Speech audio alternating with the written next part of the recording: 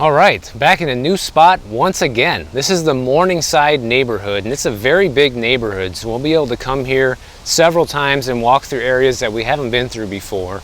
Anybody who caught yesterday's video was filmed right behind me in Morningside Park. This whole area is very beautiful, and I'm glad I found this for the videos. There was a recent survey for many different would-be home buyers. Obviously, it's no secret that rates are higher, much higher than they were a year ago today. Even though they've been dropping a little bit, it's still not really enough for most home buyers to jump in and say, yeah, you know what, I'll make a go at it. According to this survey, 71% of the home buyers they surveyed said that they will not accept a 30-year fixed mortgage rate that's over 5.5%. Now, rates are right around the 6.2 to 6.3% for the most well-qualified borrowers, okay? Don't forget that. It's not for everybody. Most people are still going to be looking at 7% plus if you don't have the perfect credentials to buy. Now, the other thing that this survey revealed is just how much home buyers are kind of out of touch with the past when it comes to historical mortgage rates, because 62% of the buyers believe a historically normal mortgage rate was below 5.5%. But in fact, when you look at the average going back to 1971, the real average is 7.75%, and that's according to Freddie Mac data. Rates today are still lower than they were historically speaking, and that's one of the talking points that a lot of mortgage brokers and real estate agents use to get people to buy homes in this environment. But the thing is, people did not have to face these all-time high prices when mortgage rates were 7.75%, for example. So that's the other thing that you need to look at with this. When you look at a listing like this, you can see how many fishermen we have in Miami, meaning people that just put listings on the market and test out the waters essentially over and over again. This seller has tried selling this house literally since the last housing crash in 2009. Numerous times, never actually sold it, just put it on the market, took it off the market, and the latest attempt was $10 million, and now the new price is $8.5 million, and still no sale. And I would imagine probably somebody like this might never sell the home. But what's more interesting, let's take a look at the property taxes, because you would think on a house like this it would be insane, but their most recent property tax bill was barely 18 grand, and that is based on a $820,000 assessed value, and that's not too far away from what they actually purchased this house for, around 750 grand. So you can see how having a homestead exemption really saves people a lot of money on property taxes, versus whoever buys this house for, say, $8 million, their new property tax bill is probably going to be like 40 grand a year. Now, the other fascinating thing that this story points out is that home builders have been having the most success with closing deals with home buyers right now, and the main reason is because they offer artificially low rates. In fact, many of them will offer you a mortgage rate buy down, or some cases even a permanent fixed rate below this 5.5% range, and couple that even with some discounts, because some of them are getting desperate. Probably it's not even a bad deal in a lot of cases to buy some of these new homes, depending on where you're at and the price.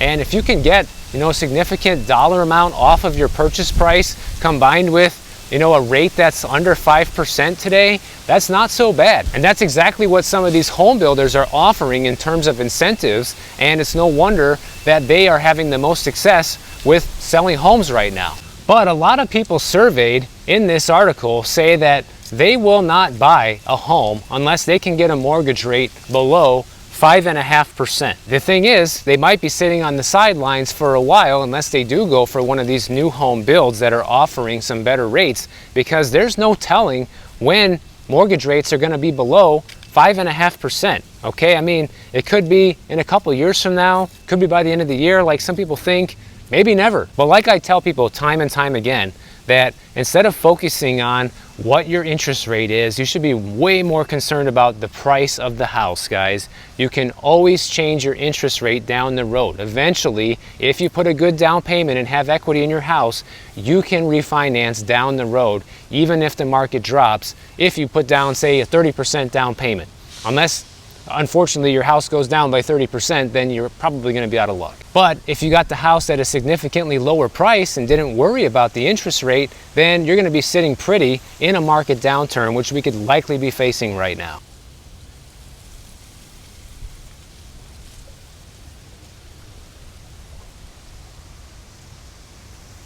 And you know, that's the sad part that I see about this story, because the whole thing just focuses on mortgage rates. You know, you have 25% of these home buyers saying that they're holding out for lower rates and waiting until they drop below 5% again. And 2/3 of the people who responded to this survey said that they had to reduce their housing budgets due to the current level of mortgage rates. Well, no kidding, that's how it goes. But people are just focusing on the wrong thing here. They're focusing on what their interest rate's going to be rather than their purchase price, which I think is probably going to be a big mistake for many of these people. And like we talked about before, high interest rates is actually almost a bigger deterrent for home sellers than it is for home buyers, because right now we have 25% fewer listings on the US housing market than we did the same time 1 year ago. So people are not as incentivized to sell right now because of where the interest rates are. And I'm sure some of the savvier sellers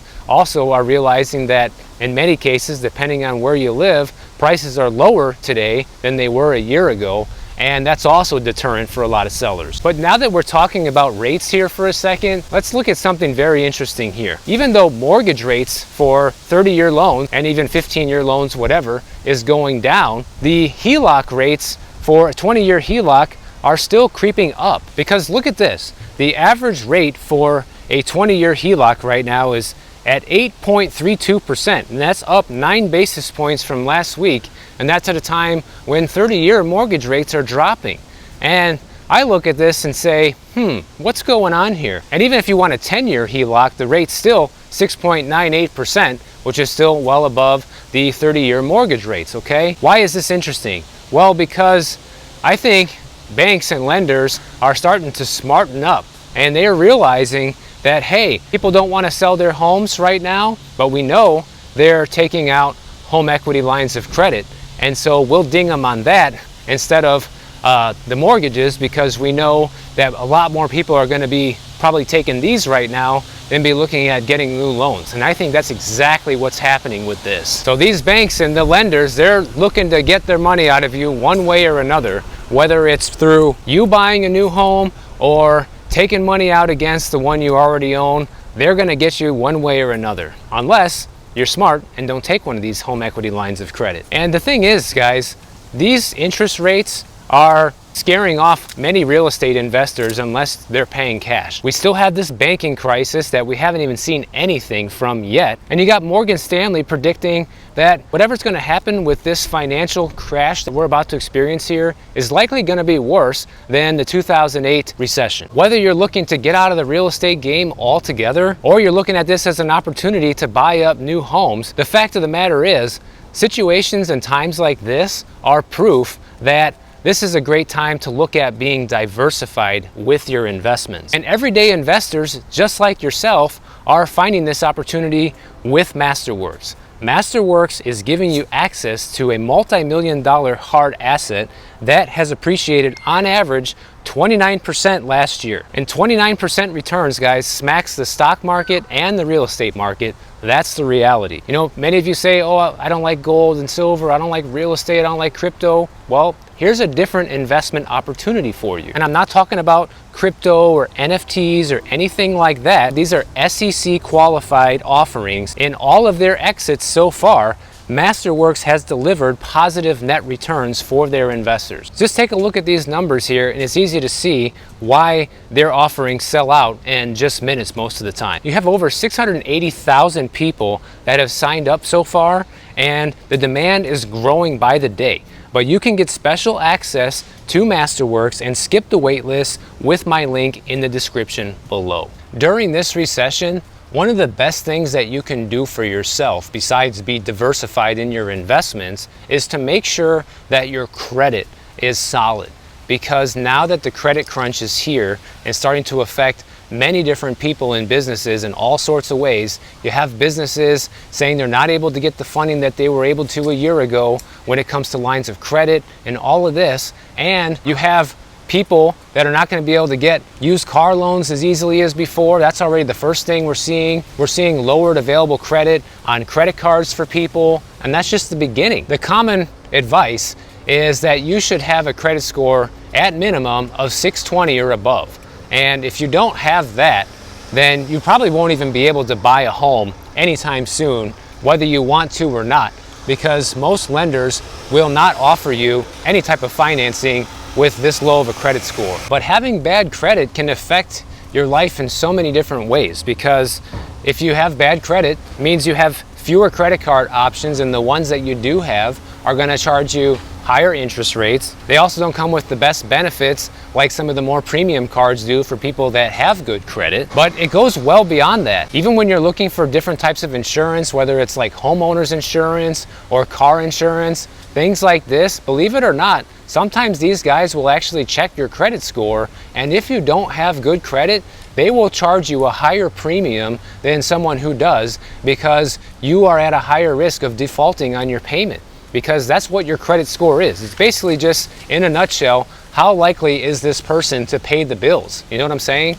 And the lower your score is, then the less likely you are to pay, and that represents a greater risk for anybody who's going to be offering you any sort of credit or going to be giving you some sort of financial product like insurance, for example. This also extends to car loans, guys. That's why you're seeing it more difficult for people to get loans on used cars right now. Not only that, but also the fact that people are buying these old used cars that should probably be in the junkyard, and they shouldn't be on the road anymore. So banks and lenders don't want to finance these old cars for a lot of different reasons. You're also going to be paying higher mortgage rates. You know, if you're someone that just has a 630 credit score, which is barely good enough to buy a house, for example, compared with someone that has an 800 credit score, you're going to get a much less favorable interest rate than that person with the 800 score. And you're talking thousands and thousands of dollars in savings on interest over the years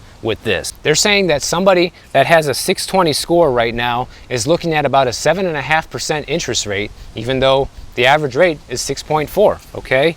And somebody that has a 760 credit score might even be able to get a rate at 5.8%. However, they don't say if the person that could get the 5.8% comes with some sort of a buy down and that's how they get this rate, or just having good credit. I doubt it's just good credit, because that's a pretty big discount off of the 6.4 average. The point is, you can get a much better rate if you have better credit. But then you can say, well, Michael, I'm not looking to buy a place, I'm just gonna rent. Well, guess what? Having bad credit can screw you over with that too. You know why? Because landlords will check your credit when you move into a place, and if there's more applicants than just you, and you have a low credit score versus somebody who's applying for the place that doesn't, who do you think they're going to pick? They're always going to go with the person with the better credit score every single time, guys. So having a bad credit score can really hurt you in more ways than one. It doesn't even end there. Say, for example, when you go to sign up for a new electric account here in Florida, we have FPL, okay? And if you don't have good credit, they will charge you a deposit on your account. And sometimes it can be pretty substantial if your credit's not very good. So there's that you have to contend with. And you guys can see how this can be problematic, because think about this for a minute. People that have bad credit probably aren't even in the greatest financial position, and if you have bad credit and you have to pay for all these extra things like a security deposit on your electric bill account, things like this, then it's just going to make your financial life even tougher. So that's one of the main problems with that. And believe it or not, it can even affect your ability to get a new job. Some employers will review your credit score and your credit history, and what this shows your employer is how reliable and how responsible you are. Because if you're someone that's missing every other credit card payment or is consistently 60 days late on something, well, that just goes to show them that this person probably can't be trusted and relied on. Now, you can say that the credit score is not a good measure of someone's integrity or anything like this, and in some cases that might be true, because every once in a while people will fall on hard times, and their credit score will get destroyed, whether it be through divorce or a job loss, things like that. And of course, those situations can be justified and explained to people, and sometimes it can't be helped. So it's not always someone's fault when they have bad credit. But knowing how important it is to have a good credit score, even when you go through one of these terrible circumstances in life, that should be a warning for people to, hey, listen, you need to do whatever you can to make sure your minimum payments are at least met on things. And you know, if you can't, like say if you have a car payment, rather than get it repossessed, try to work something out with the bank. Even if you have to give the car back willingly and they won't dent your credit score, that would be better than just doing nothing and let them repossess the car. So you got to be smart with these sort of things, guys. Looks like this one used to be for sale or for rent. Now this house is actually an attempted flip, and they decided to rent it instead. They bought it in 2021 for $820,000, tried selling it for $2.1 million, dropped the price, still didn't work. Then they decided to list it for rent, and they started off asking $11,500, dropped it to $8,500. Now they finally have it under contract for rent. But here's the crazy thing. These guys are actually delinquent on their property taxes by quite a bit. And if you look here at this public notice, these guys are behind $26,000 on property taxes. And this is all public information. And renting this house out for $8,500 a month after all expenses, they're probably still not going to be making that much money. It's going to take a long time to catch up on that property tax bill. And these are the type of houses, guys, that you see that investors buy that sometimes end up in foreclosure. So I just explained all these reasons of why people need to have good credit, but it's even more important, I think, for people who want to start a business or have some sort of financial success outside of work, because you're seeing all these small businesses now be affected by this credit crunch. In fact, there was a story today. There's an example of this business in Portland, Oregon. Maybe that's why they didn't want to give the loan.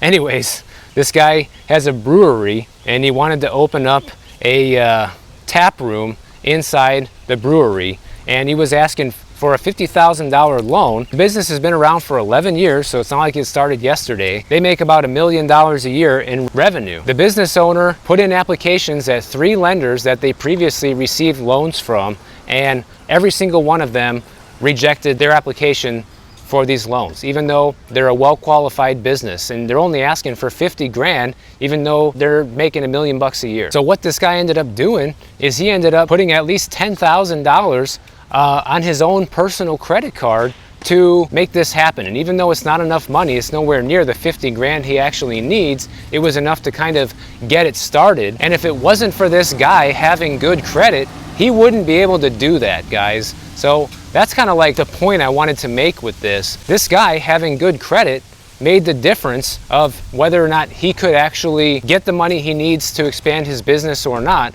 which can have a huge impact on your life, okay? Because also when you have good credit, you can request and often get bigger lines of credit through even your credit card company. They'll give you a higher spending limit if you can prove through responsibility in the past that you're able to pay your bills on time. Make sure you guys check out Masterworks if you want to have some sort of diversified investment. You don't like gold and silver? Try this instead. I remember this saying that I learned a long time ago, guys. I just want to end with this, that all of the richest people throughout all of human history, guess what these people have invested in over the years to make sure that they're able to preserve their wealth? Gold and silver, right?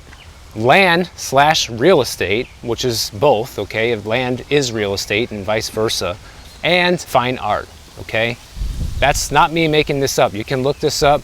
This is something that people have done for centuries, and people have been able to preserve a lot of their wealth just by buying in those 3 asset classes over the years. So it's not complicated to preserve whatever wealth you have, but it is important to have a little bit of everything, I think. If you enjoyed this video, make sure you click the bell notification down below. YouTube will alert you every time I post a new video, and if you don't want to wait, check out my next one on the screen right over here, and I'll see you in the next one.